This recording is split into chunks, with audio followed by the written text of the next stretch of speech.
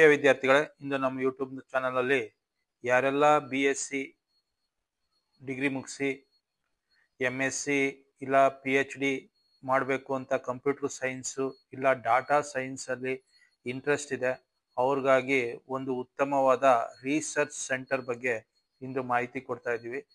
ನೆನ್ಪಿಟ್ಕೊಳ್ಳಿ, ಯಾರೆಲ್ಲ computer ಸೈನ್ಸಲ್ಲಿ MSc ಮಾಡಬೇಕು ಇಲ್ಲ PhD ಮಾಡಬೇಕು ಅಂತ ಆಸೆ ಇಟ್ಕೊಂಡಿದ್ದೀರಿ ಅವ್ರಿಗಾಗಿ ಒಂದು ರಿಸರ್ಚ್ ಸೆಂಟರಿನ ಬಗ್ಗೆ ಇವತ್ತು ಮಾಹಿತಿ ಕೊಡ್ತಾ ಇದ್ದೀವಿ. ಅದು ಯಾವುದು ಅಂದರೆ school of technology and computer science, ಮುಂಬೈನಲ್ಲಿರೋ ಅಂಥ school of technology and computer science Mumbai, STCS ಅಂತಲೂ ಕರೀತಾರೆ. ಇದು ಟಿಫರ್ನ ಅಂಡರ್ನಲ್ಲಿ ಬರೋ ಅಂಥದ್ದು.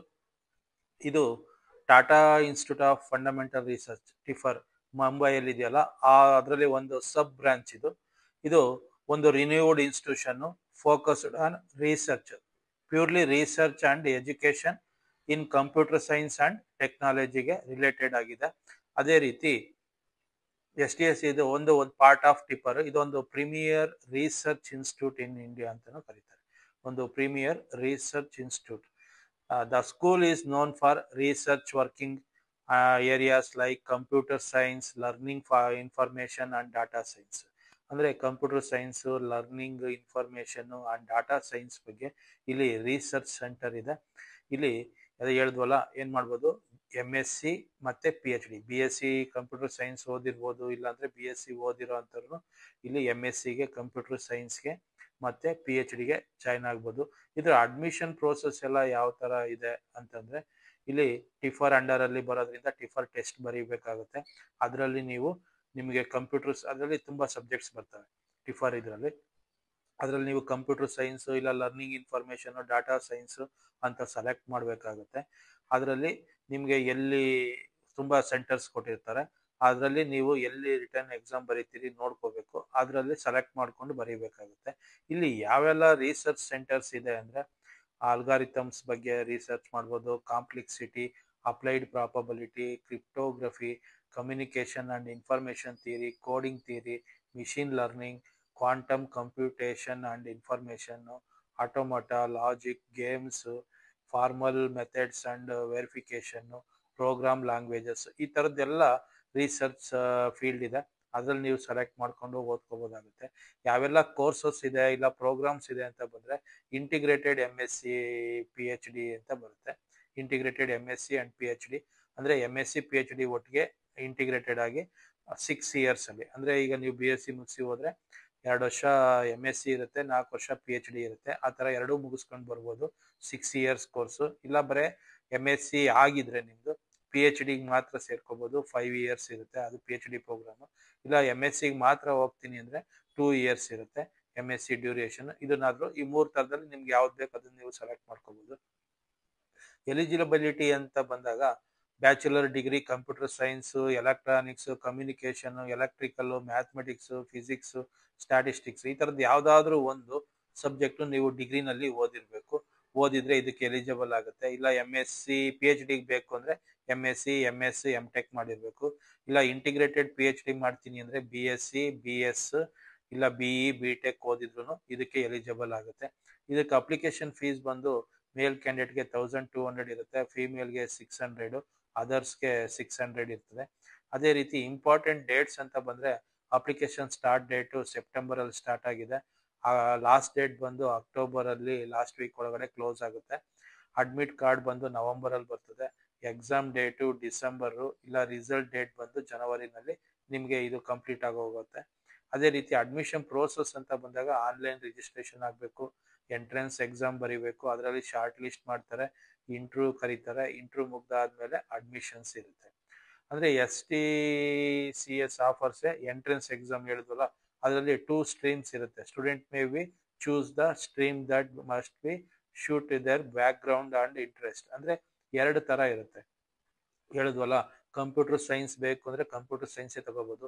ಇಲ್ಲ learning information and data science ಬೇಕು ಅಂದರೆ learning information and data science. ಇವೆರಡರಲ್ಲಿ ನೀವು ಯಾವ ಫೀಲ್ಡ್ ನಿಮ್ಗೆ ಇಷ್ಟ ಆಗುತ್ತೆ ಆ ಫೀಲ್ಡ್ನ ತಗೋಬೇಕು. ಆ ತಗೋಬೇಕು ಅನ್ನೋದಕ್ಕೂ ಮುಂಚೆ ಅದ್ರ ಬ್ಯಾಕ್ಗ್ರೌಂಡ್ ನಿಮಗೆ ಗೊತ್ತಿರಬೇಕು. ಅಂದರೆ ಈಗ UGನಲ್ಲಿ CS ಓದಿದರೆ ಕಂಪ್ಯೂಟರ್ ಸೈನ್ಸ್ ಬರೀಬೋದು. ಇಲ್ಲ ಲರ್ನಿಂಗ್ ಡಾಟಾ ಇನ್ಫಾರ್ಮೇಷನ್ ಈ ಥರದ್ದು ಬೇಕು ಅಂತಂದರೆ ECE ಓದಿರಬೇಕು, E&E, ಮ್ಯಾಥ್ಸ್, ಸ್ಟ್ಯಾಟಿಸ್ಟಿಕ್ಸ್ ಈ ಥರ ರಿಲೇಟೆಡ್ ಫೀಲ್ಡ್ ಓದಿದ್ರೆ ಅದನ್ನ ತಗೋಬೋದು.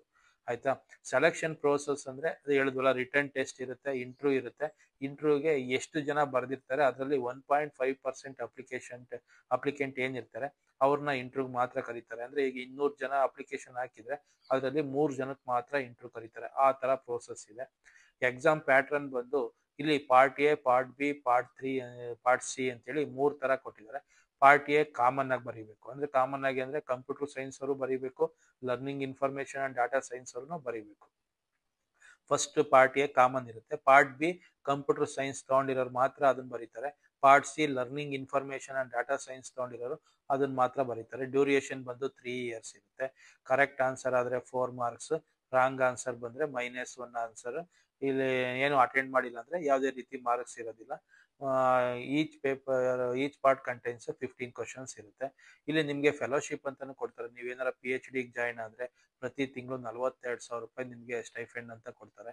ಅದೇ ರೀತಿ ಇಂಟಿಗ್ರೇಟೆಡ್ PhD ಜಾಯಿನ್ ಆದರೆ ಸ್ಟಾರ್ಟಿಂಗ್ 1 year 25,000 ಕೊಡ್ತಾರೆ. ಆಮೇಲೆ 37,000 to 42,000 ಪರ್ ಮಂತ್ ಸ್ಟೈಫೆಂಡ್ ಕೊಡ್ತಾರೆ.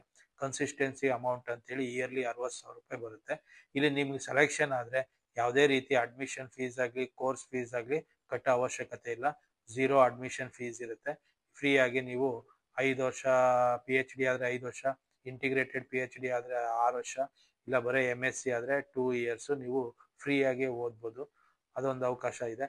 ಡಾಕ್ಯುಮೆಂಟ್ಸ್ ಎಲ್ಲ ಏನೇನು ಬೇಕಾಗುತ್ತೆ ಅಂದರೆ ಮಾರ್ಕ್ ಶೀಟ್ ಬೇಕಾಗುತ್ತೆ, 12th ಎಂಟ್ರೆನ್ಸ್ ಎಕ್ಸಾಮ್ ಏನು ಟಿಫರ್ ಎಕ್ಸಾಮ್ ಬರೆದಿರ್ತೀರಿ ಅದ್ರ ಸ್ಕೋರ್ ಕಾರ್ಡ್ ಬೇಕು, admit card, identification certificate, TC ಬೇಕಾಗುತ್ತೆ, migration certificate, caste certificate, passport size photographs, graduation certificate, PhD ಮಾಡಂಗಿದ್ರೆ ಗ್ರಾಜ್ಯುಯೇಷನ್ ಸರ್ಟಿಫಿಕೇಟು, ಈ ಥರದ್ದೆಲ್ಲ ಬೇಕಾಗ್ತದೆ.